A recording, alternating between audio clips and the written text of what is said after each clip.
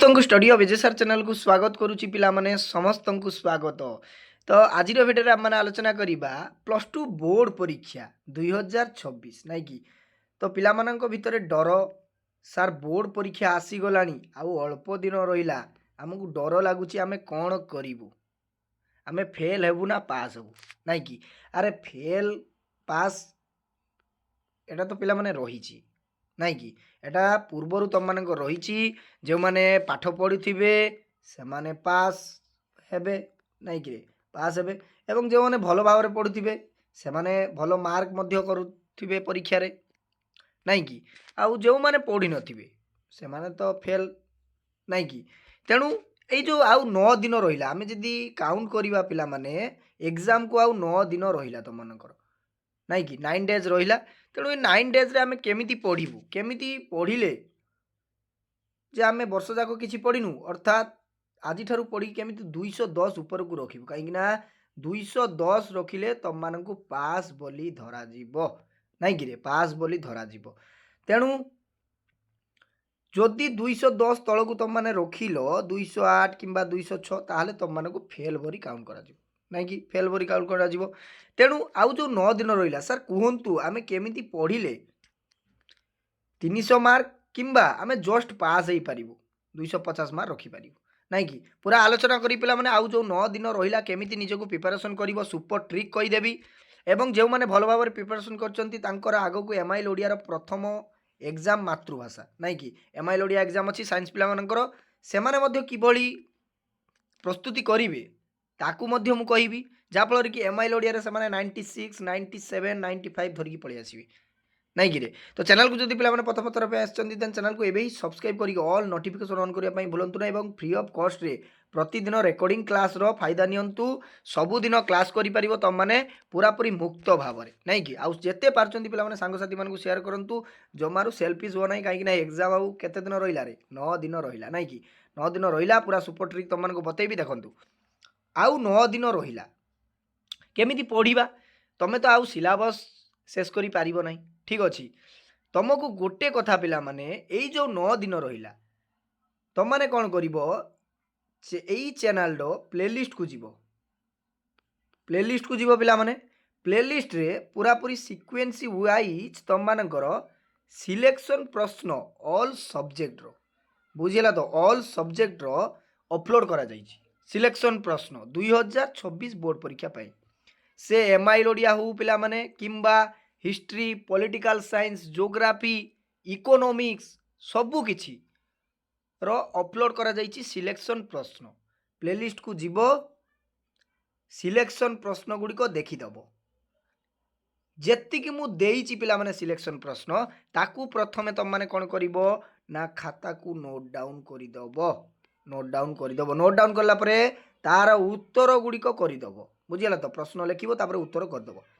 100% ପଢ଼ିବ ପିଲାମାନେ ସେ ସିଲେକ୍ସନ୍ ପ୍ରଶ୍ନ, ମୁଁ ଗ୍ୟାରେଣ୍ଟି ଦେଉଛି ପିଲାମାନେ।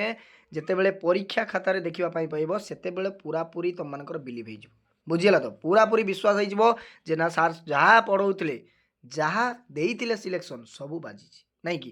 ପ୍ଲେଲିଷ୍ଟକୁ ଯିବ, ସିଲେକ୍ସନ୍ ପ୍ରଶ୍ନ ଉତ୍ତର ଗୁଡ଼ିକ ଦେଖିଦେବ। ୱିଥ୍ ଖାଲି ସିଲେକ୍ସନ୍ ପ୍ରଶ୍ନ ପଢ଼ିଦେଲେ ପିଲାମାନେ ହେବ ନାହିଁ, ସିଲେକ୍ସନ୍ ପ୍ରଶ୍ନ ପଢ଼ିବ, ତା ସହିତ ମୁଁ ଯେଉଁ ଭିଏସ୍ଟି ଅର୍ଥାତ୍ ପିଲାମାନେ ମାରାଥନ୍ କ୍ଲାସ୍ 80 ମାର୍କର ଯେଉଁ ମାରାଥନ୍ ଗୁଡ଼ିକ ପ୍ରାକ୍ଟିସ୍ କରାଉଛି ତାକୁ ପ୍ରାକ୍ଟିସ୍ କରିବ ଭଲ ଭାବରେ। MCQ ମକ୍ ଟେଷ୍ଟ ଯେଉଁଟା MCQ ସିରିଜ୍ ମୁଁ ପ୍ରାକ୍ଟିସ୍ କରାଉଛି, 50ଟି MCQ ରହୁଛି ସବୁ, ତାକୁ ଭଲ ଭାବରେ ପ୍ରାକ୍ଟିସ୍ କରିବ। ଦେନ୍ ଆଉ ଯେଉଁ ଏମ୍ଆଇଏଲ୍ ଓଡ଼ିଆର ପୁରାପୁରି ତମମାନଙ୍କର ଗଦ୍ୟ ଯେଉଁ ରହିଛି ପ୍ରବନ୍ଧ, ତାର ଯେଉଁ 2 ମାର୍କ ସିଲେକ୍ସନ୍ ଗୁଡ଼ିକ ମୁଁ ଦେଇଛି ତାକୁ ଭଲ ଭାବରେ ପଢ଼ିବ, ବୁଝିପାରୁଛ ତ, ତାକୁ ଭଲ ଭାବରେ ପଢ଼ିବ। ଆଉ ଗଳ୍ପ ଆଉ ଗ୍ରାମାରର ଯେତିକି କ୍ଲାସ୍ ଗୁଡ଼ିକ ହେଉଛି, କ୍ଲାସ୍ ଗୁଡ଼ିକ ଆଟେଣ୍ଡ କରିବ ପ୍ରତିଦିନ। ଯେତିକି ତମର ବିପରୀତ ଶବ୍ଦ ହେଲା, ରୂଢ଼ି ହେଲା, ଯେଉଁ MCQ ଗୁଡ଼ିକ ମୁଁ ପ୍ରାକ୍ଟିସ୍ କରାଉଛି ସେଗୁଡ଼ିକ କଣ୍ଟିନ୍ୟୁ କରିବ। 100% ପିଲାମାନେ ଗ୍ୟାରେଣ୍ଟି ଦେଉଛି, এইଭଳି ଯଦି ନିୟମ ଗୁଡ଼ିକ ଅକ୍ଷରେ ଅକ୍ଷରେ ପାଳିବ ନା 300 ମାର୍କ ତମମାନଙ୍କର ଥୁଆ। ଯେଉଁ ମହିଳାମାନେ ପାସ୍ ହେବା ପାଇଁ ଡରୁଥିଲେ ଯେ ସାର୍ ଆମେ 210 ରଖିପାରିବୁ ନା, 100% ଗ୍ୟାରେଣ୍ଟି ଦେଉଛି ଯେତିକି ପଏଣ୍ଟ ମୁଁ କହିଲି ତାକୁ ଯଦି ଗୋଟେ ଗୋଟେ ଅକ୍ଷର ଅକ୍ଷର ପାଳନ କରିବ 300 ମାର୍କ ତମମାନଙ୍କର ଥୁଆ, बुझिला तो 300 मार्क एमती सेमती मार्क नुहे पे 300 मार्क वर्ष जाक जदि किसी पढ़ी ना आउ जो 9 दिन रहा एभली निजक प्रिपेरेसन कर 100% ग्यारंटी देली तो पिला माने 300 मार्क तुम मान थुआ पूरा सुपर ट्रिक पिला माने आलोचना करुची बुझिला तो जड़े गध पिला एवरेज स्टूडेंट जदि किसी जान ना यही ट्रिक को जदि फॉलो कला 100% तो भल मार्क रखिब से आउ नाई कि आउ जेउ माने भल भाव में पढ़ी वर्ष जाक से माने आउ टिके केमिति अधिक पढ़िबे नाई कि अधिक केमिति पढ़िबे केमिति पढ़िबा अधिक देखंतु मु जति सिलेक्शन देछि ताकू तो तुम माने भल भाव में पढ़ी थिबो देन 2 मार्क मु सिलेक्शन दउछि एमआई लोडियार सेगुडी कंटिन्यू क्लास करिवो एवं एमसीक्यू जो प्रैक्टिस करोछि ताकू भल भाव प्रैक्टिस करिवो आउ गोटे इंपोर्टेंट है जो VST पिला माने अर्थात वेरी सिमिलर टेस्ट बा माराथन बुझेला यही जो माराथन क्लास गुड़िक 80 मार्क जो प्रश्न पत्र मु आलोचना करुची सेगुड़ी कौन कर ना भल भाव में पढ़ीदब बुझीगला भल भाव में पढ़ीदब किसी आउ डरबार नहीं पिला माने 95 96 धरिकी पलि आस 95 96 धरिकी 100% पलि आस एमआई लोडिया भल मार्क तुम मैंने रखिकी आसब बुझिपार आउ आउ 9 दिन रहा पिला माने जमारू डेरी कर ना निजकू यही भली भाव में प्रस्तुत कर दियो देखिबो 100% गारंटी दूची तुम मैंने ही 210 बदल रे